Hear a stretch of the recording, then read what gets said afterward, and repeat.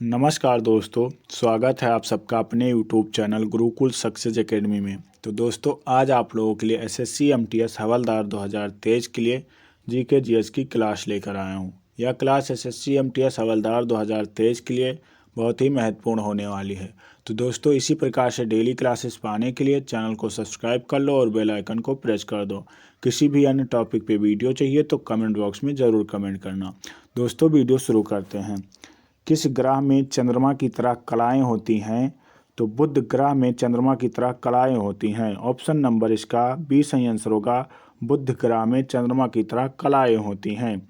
आगे बढ़ते और अगला प्रश्न है, संत कबीर के गुरु कौन थे? तो संत कबीर के गुरु रामानंद थे। ऑप्शन नंबर इसका सी सही आंसर होगा।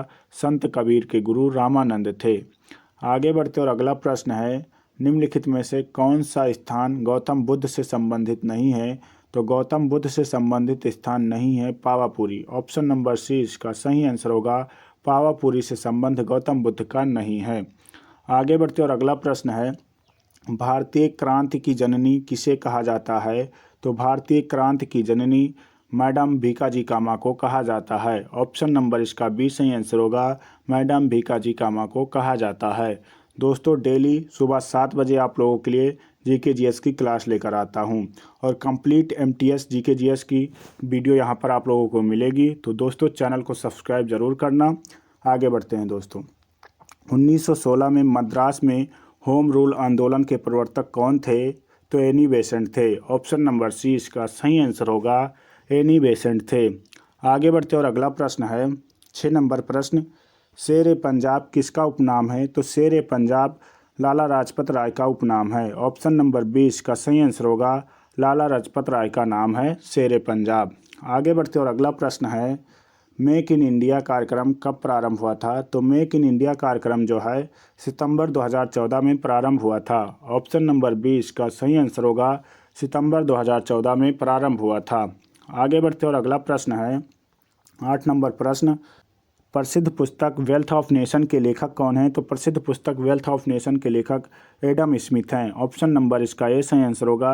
एडम स्मिथ हैं। आगे बढ़ते और अगला प्रश्न है, भारत छोड़ो आंदोलन के समय इंग्लैंड का प्रधानमंत्री कौन था? तो भारत छोड़ो आंदोलन के समय इंग्लैंड का प्रधानमंत्री चर्चिल था। ऑप्शन नंबर इसका बी सही आंसर होगा। चर्चिल था। आगे बढ़ते और अगला प्रश्न है, महात्मा गांधी की हत्या कब हुई थी? तो महात्मा गांधी की हत्या 30 जनवरी 1948 में हुई थी। ऑप्शन नंबर 20 का सही आंसर होगा। 30 जनवरी 1948 में हुई थी। आगे बढ़ते और अगला प्रश्न है, गांधी जी किस गोलमेज सम्मेलन में भाग लेने के लिए लंदन गए थे? तो गांधी जी दूसरे गोलमेज सम्मेलन में भाग लेने के लिए लंदन गए थे। ऑप्शन नंबर 20 का सही आंसर होगा। दूसरे गोलमेज सम्मेलन में। आगे बढ़ते और अगला प्रश्न है, संसद का स्थायी सदन कौन सा है? तो संसद का स्थायी सदन जो है राज्यसभा है। ऑप्शन नंबर 20 का सही आंसर होगा। राज्यसभा को उच्च सदन भी कहा जाता है। आगे बढ़ते और अगला प्रश्न है, भारतीय संसद के कितने अंग हैं? तो भारतीय संसद के 3 अंग हैं। ऑप्शन नंबर 20 का सही आंसर होगा। भारतीय संसद के 3 अंग हैं। आगे बढ़ते और अगला प्रश्न है, पार्थिव ग्रह की संख्या कितनी है? तो पार्थिव ग्रह की संख्या 4 है दोस्तों। कितनी? 4। ऑप्शन नंबर ए इसका सही आंसर होगा।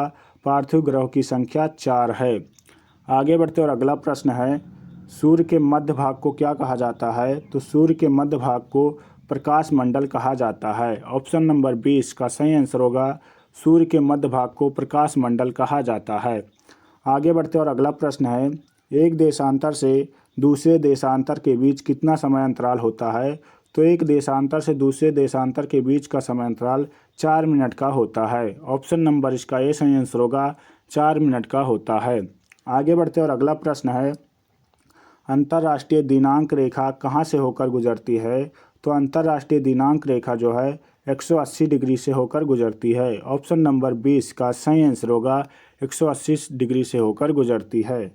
आगे बढ़ते और अगला प्रश्न है, कौन सा राज्य उत्तर पूर्वी राज्य की 7 बहनों का भाग नहीं है?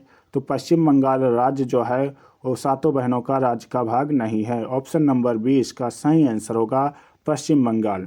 आगे बढ़ते और अगला प्रश्न है, पटकाई बूम की पहाड़ियाँ भारत के किस भाग में स्थित हैं? तो पटकाई बूम की पहाड़ियाँ जो है भारत के पूर्वी भाग में स्थित हैं। ऑप्शन नंबर डी इसका सही आंसर होगा भारत के पूर्वी भाग में स्थित है। आगे बढ़ते और अगला प्रश्न है, भारत के किस भाग में वैरन ज्वालामुखी स्थित है? तो भारत के अंडमान द्वीप समूह पर वैरन ज्वालामुखी स्थित है। ऑप्शन नंबर इसका ए सही आंसर होगा वैरन ज्वालामुखी अंडमान द्वीप पर स्थित है। आगे बढ़ते और अगला प्रश्न है, वृंदावन गार्डन कहाँ पर स्थित है? तो वृंदावन गार्डन जो है वो मैसूर में स्थित है। ऑप्शन नंबर सी इसका सही आंसर होगा वृंदावन गार्डन मैसूर में स्थित है। आगे बढ़ते और अगला प्रश्न है, निम्नलिखित में से कौन सा मध्य प्रदेश का एक विरासत स्थल है? तो मध्य प्रदेश का विरासत स्थल भीमबेटका है। ऑप्शन नंबर सी इसका सही आंसर होगा भीमबेटका है। आगे बढ़ते और अगला प्रश्न है, पीसा की मीनार किस देश में अवस्थित है? तो पीसा की मीनार जो है वो इटली में अवस्थित है। ऑप्शन नंबर बी इसका सही आंसर होगा इटली में अवस्थित है। आगे बढ़ते और अगला प्रश्न है, पास्कल किसका मात्रक है? तो पास्कल जो है वो दाब का मात्रक है। ऑप्शन नंबर बी इसका सही आंसर होगा पास्कल दाब का मात्रक है। आगे बढ़ते और अगला प्रश्न है, प्रकाश का रंग निर्धारित होता है? तो प्रकाश का रंग जो है उसके तरंगदैर्घ्य से निर्धारित होता है। ऑप्शन नंबर बी इसका सही आंसर होगा तरंगदैर्घ्य से निर्धारित होता है। आगे बढ़ते और अगला प्रश्न है, दाढ़ी बनाने वाले कौन से दर्पण को काम में लेते हैं? तो दाढ़ी बनाने वाले लोग अवतल दर्पण को काम में लेते हैं। ऑप्शन नंबर इसका ए सही आंसर होगा अवतल दर्पण को काम में लेते हैं। आगे बढ़ते और अगला प्रश्न है, आदर्श वोल्ट मीटर की प्रतिरोधकता कितनी होती है? तो आदर्श वोल्ट मीटर की प्रतिरोधकता असीमित होती है। ऑप्शन नंबर इसका सी सही आंसर होगा असीमित होती है। आगे बढ़ते और अगला प्रश्न देखते हैं, निम्नलिखित में से कौन सी फसल मृदा को नाइट्रोजन से भरपूर कर देती है?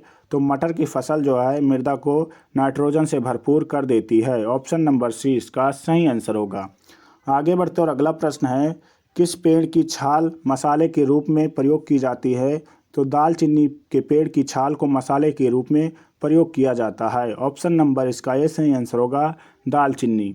आगे बढ़ते और अगला प्रश्न है, प्रकाश संश्लेषण कब होता है? तो प्रकाश संश्लेषण जो है केवल दिन में होता है। ऑप्शन नंबर डी इसका सही आंसर होगा केवल दिन में होता है। तो दोस्तों, वीडियो में आगे बढ़ने से पहले आप लोगों से एक प्यारा सा रिक्वेस्ट है कि चैनल पे नए हो तो प्लीज़ चैनल को सब्सक्राइब कर लो और वीडियो अच्छी लगे तो प्लीज़ लाइक कर दो और अपने दोस्तों तक शेयर कर दो। अगला प्रश्न है, टेबल टेनिस किस देश का राष्ट्रीय खेल है? तो टेबल टेनिस जो है चीन का राष्ट्रीय खेल है। ऑप्शन नंबर सी इसका सही आंसर होगा टेबल टेनिस चीन का राष्ट्रीय खेल है।